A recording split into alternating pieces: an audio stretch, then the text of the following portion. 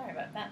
In this video, we are going to talk about the different types of circuits, series and parallel, and we're going to review the rules for solving for different variables for each type of circuit. I'm going to start with a description of what a series and parallel circuits are, with a couple of quick diagrams that we'll analyze as we go along. But a series circuit has a battery, and it has its resistors or its elements that follow one after the other. Whereas a parallel circuit has elements that are each on its own branch and act independently of each other. So for this one, for the series circuits, electrons must go through every resistor. It's like, I'll call them elements, every element. It's like we're in a playground and the electrons are all lined up and they all have to go through every single element as they move around the circuit. Where in a parallel circuit, the electrons have a choice. Have a choice. There are multiple paths. So the electrons coming out, some of them will go down each branch. They do not have to wait in line. They all have their own path back to the battery. So if we're thinking about this in terms of kids on a playground kind of thing, the series circuit is where you have an obstacle course where all little kiddies are lined up and everybody has to do each thing in the obstacle course in order. It takes a while. But in a parallel circuit, each kid gets to choose which one of the obstacles on the obstacle course that it wants to do. And so it moves a lot quicker. So the current or the flow of electrons, E negative for electrons, is the same everywhere. Because every electron has to go through every element. Where in a parallel circuit, the current or the flow can be different in different places. One of the obstacles might just be more fun, and so more of the electrons decide to go through one element than another element. With this series circuit, for the voltage is the push on the electrons, or the potential push, or the potential difference. This is the energy that the battery is giving the electrons. Each electron has to get pushed through every single element. So the voltage is going to drop. So we have a voltage drop after each element. And the total voltage is equal to the sum of the voltage in each element. So we use up some of our push to get through the first element, then we use up some of the push to get through the second element, and we use the last of the push, so there's no push left, no voltage left to get when we get back to the battery. But with a parallel circuit, the voltage, each electron here is getting pushed through with the same force through every element. So the voltage or the push is the same in each branch. Each electron, each element here is independent. So each one is receiving the full push, because really an electron here only has to push through one of them, one of the elements, and so they get to have, I didn't pull that down far enough. Each one gets to have the total push of the battery. So the total equals the voltage in each element.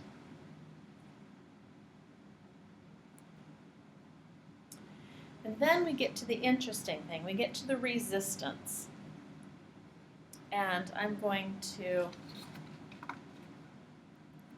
you may continue on your own paper, but I'm going to come back up here for resistance. So we can have a picture here in front of us. So the resistance, and this is how hard the electrons have to work to get through the element. How hard is it for them to get through?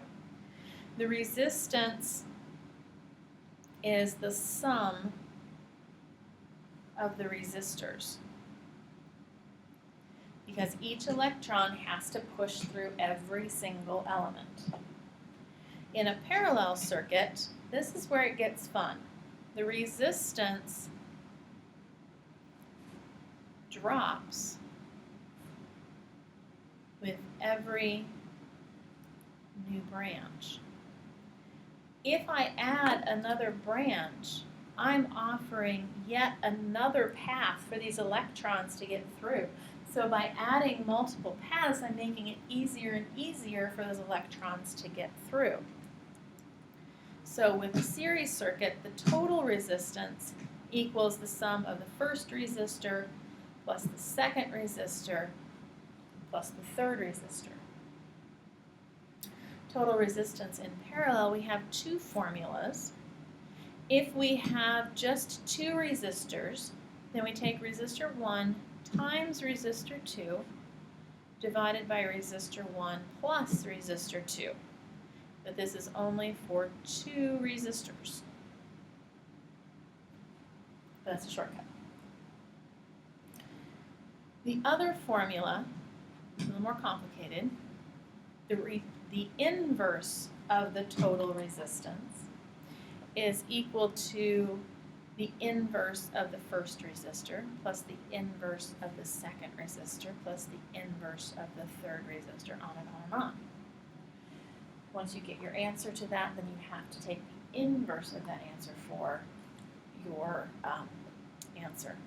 But the resistance is going to be less than the total.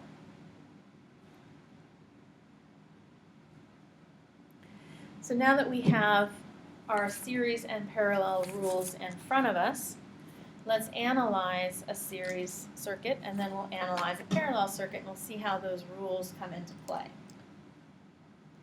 So I'm going to do a circuit that has just two elements. I'm going to say that I have a 6-volt battery and a 1 ohm resistor and a 2 ohm resistor. So I'm going to need to find the total resistance and the total current for the whole thing. I'm going to need to find the resistance and the current and the voltage for each thing. So I'm going to use Ohm's law. Let's write this up here on top. Ohm's law is that current, which is I, equals voltage divided by resistance. So the first thing I'm going to do is find my total resistance. And since this is a series, I'm just going to add them together. So my total resistance is 3 ohms. Now that I know what my total voltage is, because this is going to be my voltage total, I have my total voltage, I have my total resistance, I can find my total current. So my current total is going to be my total voltage divided by my total resistance. My total voltage is 6 volts, total resistance is 3 ohms, which makes my current total 2 amps. So now that we have all of our totals, now we can go in and fill in all of our individual information here. Now with a series circuit, the rule that I'm concentrating on is that the current is the same everywhere. That's my major rule that I'm thinking here. I've got two rules that I'm remembering here, is that the current is the same everywhere, and my resistance is just going to be the total of them. So I know through this 1 ohm resistor, I know that I have 2 amps flowing through. And for this 2 ohm resistor, I know I have 2 amps flowing through. So what I'm missing now is the voltage that's going through each one of these. I know the voltage is going to total up to be 6. So I rearrange this formula, which means that I'm going to multiply both sides by R and divide by I. So I'm going to come up with voltage equals I times R. That's all I have to do. So my voltage through this resistor is going to be 4 volts. And my voltage, I times R, through this one is going to be 2 volts. And I can double check myself that 2 volts plus 4 volts equals 6 volts. Now let's do that same circuit, those same resistors, but let's put them into a parallel circuit now instead. So I've got my 6-volt battery. I've got a 1 ohm resistor, and I've got a 2 ohm resistor. Now the one rule that I'm going to work with first here is that my volts are the same everywhere, because each electron gets pushed individually through any one of the resistors here. So each one of them here is going to have 6 volts.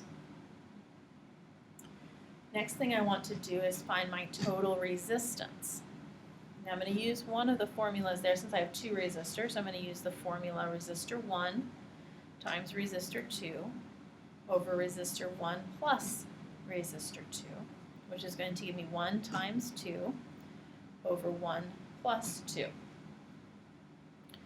So that gives me 2 divided by 2, 2 divided by 3, which is 0.67 ohms. And you'll notice that that is less than the total.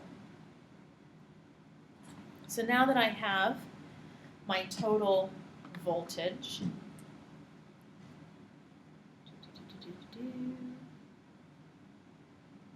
okay, so I have my total voltage, I have my total resistance.